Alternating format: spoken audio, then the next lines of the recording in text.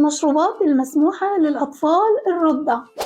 المشروب الأول والأساسي هو طبعا الحليب، سواء الطفل بيرضع طبيعي يبقى حليب الأم أو الطفل بيرضع صناعي يبقى الحليب الصناعي، وده طبعا المشروب الأساسي في خلال السنتين الأولى من عمر الطفل.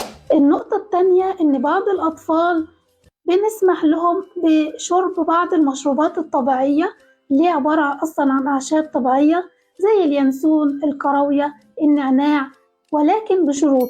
أولا الكمية تكون كمية قليلة، زي مثلا مقدار فنجان صغير، وده بنديه مثلا لو حسينا الطفل عنده إمساك، عنده انتفاخ، بيبقى يعني زي صورة علاج كده، بس علاج من أعشاب طبيعية.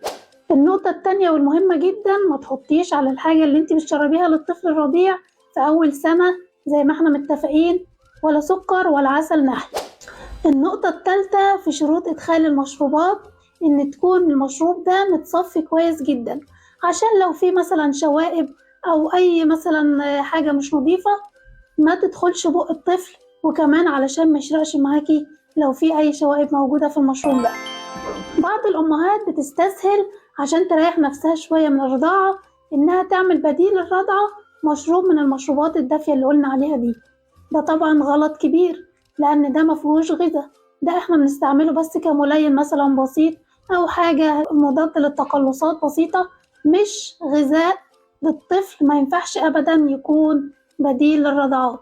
من المشروبات الممنوعة في السنة الأولى للطفل الرضيع طبعا الحليب، سواء اللبن الجاموسي أو اللبن البقري، ممنوع تماما قبل سن سنة.